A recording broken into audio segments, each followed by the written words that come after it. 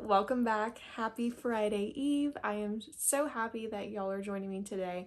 Today is going to be a very exciting video because it's something that I considered to be my arch nemesis at the forefront, but now I think we've become friends.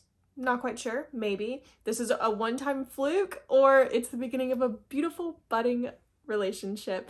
Either way, we're going to be making bagels today. I know I have a video prior making New York style bagels that I just wanted big and chewy, but I think that's kind of unrealistic in a regular everyday kind of plan. So I have made these a little bit smaller. I've used sourdough discard, so this is going to be a discard recipe, and I know we love our discard recipes.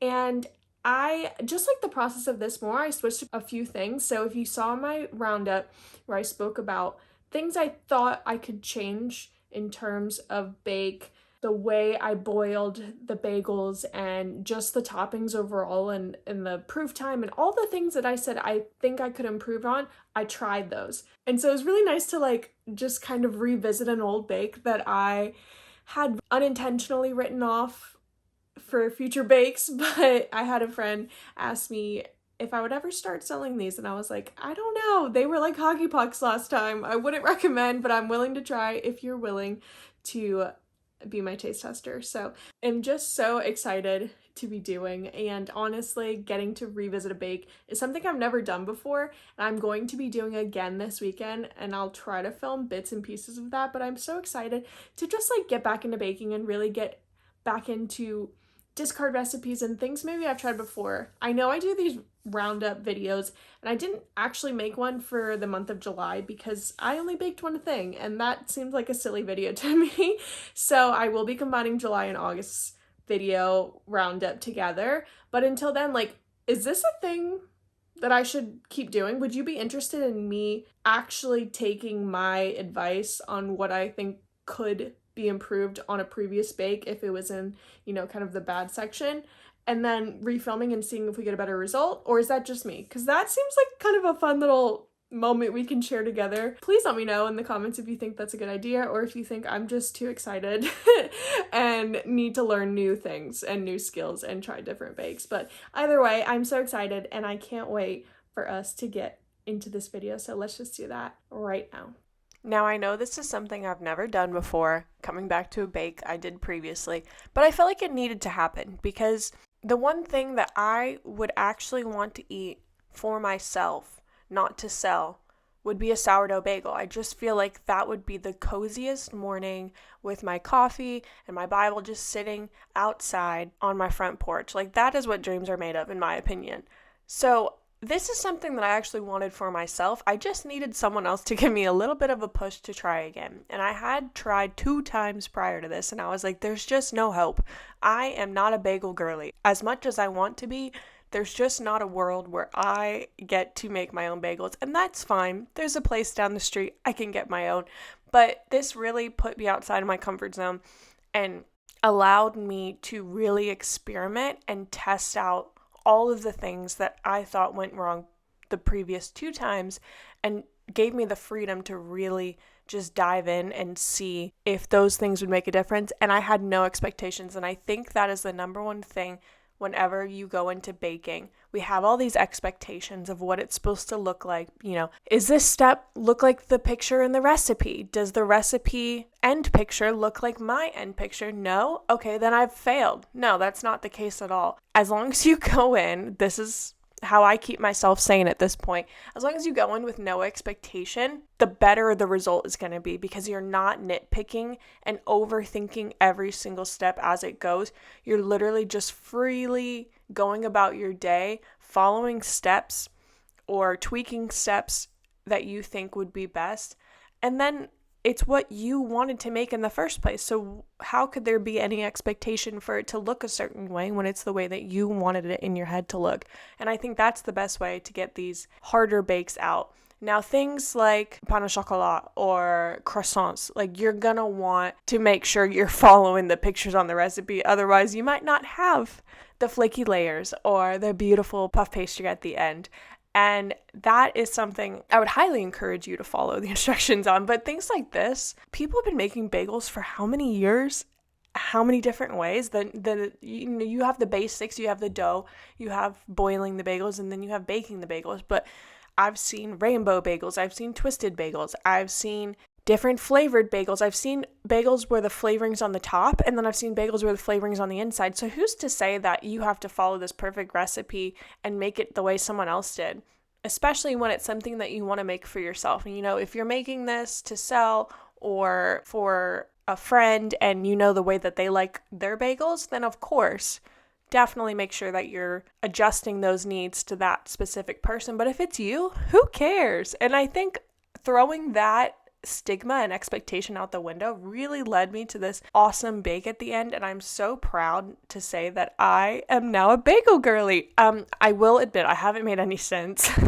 I went on vacation and then I got sick, as you know. If you don't, I was out for a little while. We're back now. Don't even worry about it. But I think going forward, I will be making bagels, and this will be part of my meal prep. And that was kind of the thought process when I wanted to start any of this happily homegrown journey, was just to be able to make my own food, because I am kind of not fun at restaurants. I can't eat a lot of the things on the menu, and that is by choice, but also by my stomach's choice later on. So I have to make the cognizant decision to either feel okay in the moment and please other people and feel worse after, or just get people to be mad at me in the meantime and feel better afterwards. And that's been a definite struggle for sure. But that's where this all started, just wanting to be able to not have that awkwardness and feel like I can't go out in restaurants, but bring people into my home and have them try the things that I've specifically made for my home, whether that be from my garden or from sourdough itself, or even just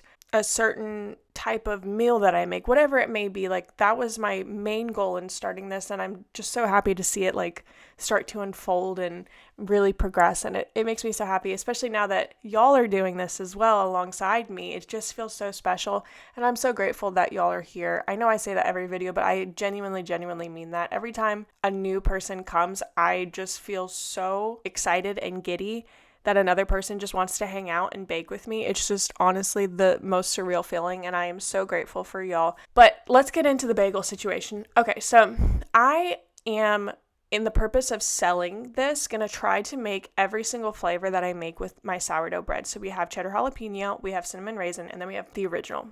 And the original is probably my favorite, but I wanted to test it out in case there was people, because the person who originally asked me to make these wanted cheddar and jalapeno. They said that would be the best thing that they've ever eaten in their entire life. And I was like, probably not for me, girl, but we'll give it a shot. And so that was my idea. And I was like, you know what? People do like cinnamon raisin. I've seen that before.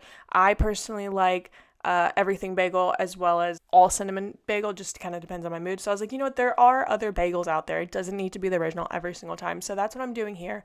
I'm just cutting up all of my ingredients. I don't know if I've ever shown you the actual process of what it was like creating these inclusions, so I just figured I'd put this in here in case you were kind of wondering how this worked. Now, I create my bread first and then I add the inclusions after. So a lot of people actually incorporate the inclusions during their overnight proof in the fridge. I don't, because I feel like the extra moisture just really lets it fall flat, and that's just a personal thing. I've seen success both ways. But that is kind of the thought process I went through with this. I was like, you know what? I do this with my bread. I might as well stay as consistent as possible and just see kind of how it goes, because the recipes that I was looking at, it was either one or the other. It wasn't all three. I couldn't have dough with cinnamon raisin and then also have dough with cheddar jalapeno. It was either cheddar jalapeno or cinnamon raisin. There wasn't really an in-between. So I just tried to get as creative as possible. And again, this was the first trial run. It's not like it was going to be perfect. I didn't put any expectations on it being perfect. And I think that's really, really, really what helped me get out of my own head, because it just seems so daunting when you have this expectation that you don't feel like you can follow, and just completely erasing that from my mind really, really helped me, and I'm so glad that I did that. But that was kind of my thought process here. So I will leave the recipe that I followed down below. I used a few different recipes as well as tweaked a few things, so I'll also put that down in the description. But this was the first time, y'all, that my bagels actually floated. I was screaming. You couldn't hear it. I turned it down for your own sake, but this is the first time out of my 3 bakes that my actual bagels floated, and that is your telltale sign if you've created a good dough, because every single time they would fall to the bottom. And then, of course, they'd come out like hockey pucks. They were dense, they were thick, they were hard, they were not fun to eat. But these ones floated, so I knew at the minimum I'd done that part. The flavorings could be meh, and I would still be happy with that because this has never happened before. And this is the thing that I was telling you about in my baking roundup video where I said, I think I'm going to try the baking soda bath instead of the sugar bath because I think the sugar bath is what really, really, really held down my dough and just made it weird. So I actually did a combination of both. Fun fact, I did a brown sugar mixed with a baking soda and I did equal parts with water and then put that to a boil and it was perfectly fine. You see that nice golden color. It did have that kind of pretzel-y taste, but I actually kind of liked it. I don't know. It wasn't too overbearing to where it was like, ew, I'm eating a pretzel shaped like a bagel. It wasn't like that at all. It was literally just like, oh, I kind of like that, you know? Who doesn't love a pretzel? But it was really, really good.